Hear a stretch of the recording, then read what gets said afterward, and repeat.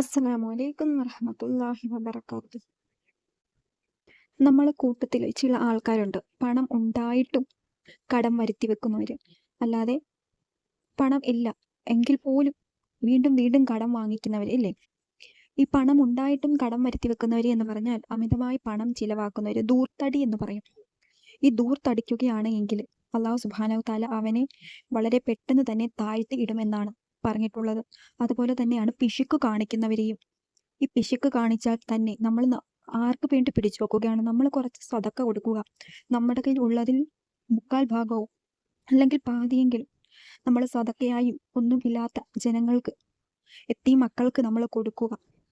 എങ്കിൽ അല്ലാഹു സുബ്ഹാനഹു തആല നമ്മളെ വീണ്ടും വീണ്ടും ഉയരങ്ങളിലേക്ക് എത്തിക്കുന്നതാണ്.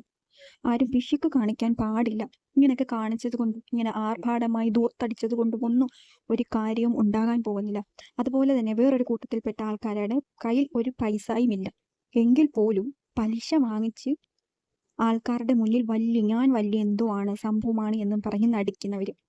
അവര് ഇങ്ങനെ എന്ത് കാണിച്ചിട്ട് ഒരു കാര്യമില്ല. കാരണം പലിശ എല്ലാത്തിനും വൻ പാപമാണ്. പലിശ വാങ്ങുന്നതും നൽകുന്നതും കൊടുക്കുന്നതും എല്ലാം വലിയ പാപമായിട്ടുള്ള കാര്യമാണ്. ബാങ്ക് ലോണൊക്കെ എടുക്കുന്നത് ഇതൊക്കെ അറിഞ്ഞു വെച്ചുകൊണ്ടും മറ്റു ചിലവർ ഇതൊക്കെ ചെയ്യാറുണ്ട്. ഞാൻ വലുതാണ്, എനിക്ക് വലുതാവണം, അവൻ എത്രയും ഉണ്ട്, കാറുണ്ട്, ബൈക്കുണ്ട്, എനിക്കും അതെല്ലാം വേണം എന്നും പറഞ്ഞു പലിശയ്ക്ക് വാങ്ങുന്നു.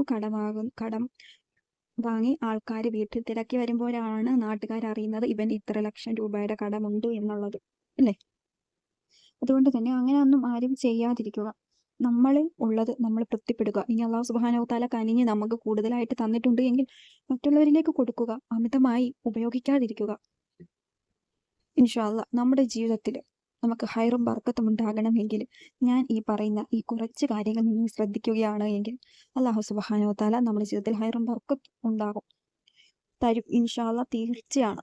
ഇനി ഞാൻ ഈ പറയാൻ പോകുന്ന ഈ കാര്യം നിങ്ങൾ ദിവസവും പതിവാക്കുകയാണെങ്കിൽ ഇനി എത്ര കോടി കടമുള്ളവരാണെങ്കിൽ പോലും അത് എല്ലാം വീട് കിട്ടുന്നതാണ്. ഇനി എന്ത് പ്രയാസങ്ങളും അനുഭവിക്കുന്നവരായിക്കോട്ടെ, നിന്റെ കാൽച്ചുവട്ടിൽ വന്ന് നിൽക്കും പണം.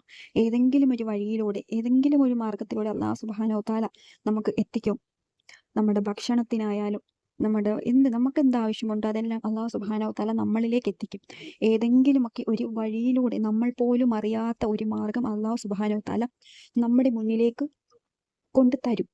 അതുകൊണ്ട് നമ്മൾ അല്ലാഹു സുബ്ഹാനഹു തആലയെ മുറുകെ പിടിക്കുക. എന്നിട്ട് നമ്മൾ ദുആ ചെയ്യുക. ഇൻഷാ അല്ലാഹ് ഹൈറായിട്ടുള്ള കാര്യങ്ങൾക്ക് വേണ്ടിയിട്ട് മാത്രമേ ഞാൻ ഈ പറയുന്ന കാര്യം ചെയ്യാൻ പാടുള്ളൂ. ഇപ്പോൾ നമ്മൾ ദുആ ചെയ്യുന്നതിന് മുന്നേ ആയിട്ട് അല്ലാഹു സുബ്ഹാനഹു തആലയുടെ പാപമോചനത്തിന് വേണ്ടി തേടുക. അറിഞ്ഞോ അറിയാതെയോ ചെയ്തു പോയ തെറ്റുകളെല്ലാം അള്ളാഹുവിനോട് ചോദിച്ച് മാപ്പ് ചോദിക്കുക. അതുമാത്രമല്ല, നമ്മുടെ മാതാപിതാക്കളെ വിറപ്പിക്കാൻ പാടില്ല. അവരുടെ ശാപം കിട്ടിയിട്ടുണ്ട് എങ്കിൽ ആരും തന്നെ ഈ ഭൂമിയിൽ ഉയരുകയില്ല.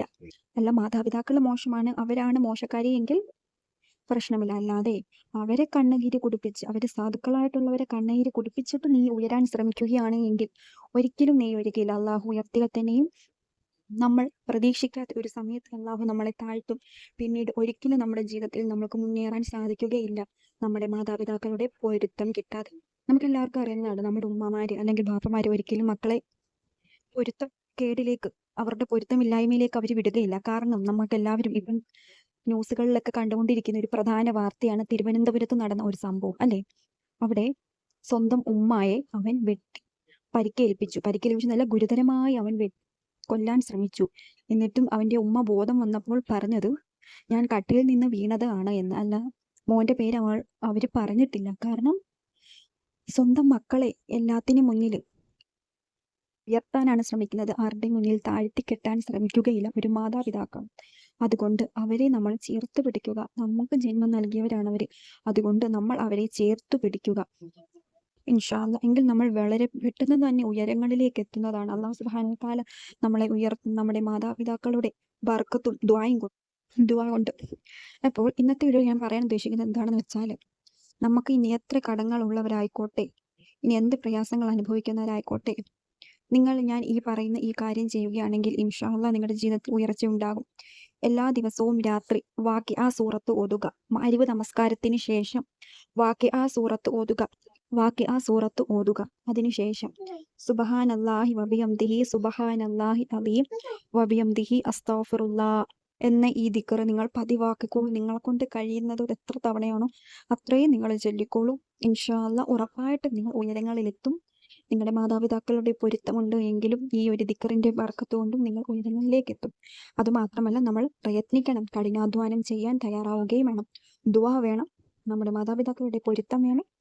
പിന്നെ നമ്മൾ പ്രയത്നിക്കാൻ, ഹാർഡ് വർക്ക് ചെയ്യാൻ താല്പര്യമുള്ളവരുമായിരിക്കണം. എങ്കിൽ ഇൻഷാ അല്ലാഹ് അല്ലാഹു സുബ്ഹാനഹു വ തആല നമ്മളെ ഉയരങ്ങളിലേക്ക് എത്തിക്കും, നമ്മൾ പോലും അറിയാത്ത രീതിയിൽ. ഇൻഷാ അല്ലാഹ് പുതിയൊരു വീഡിയോയിലേക്ക് നമുക്ക് നാളെ വരാം. അസ്സലാമു അലൈക്കും വറഹ്മത്തുള്ളാഹി വബറകാതുഹു.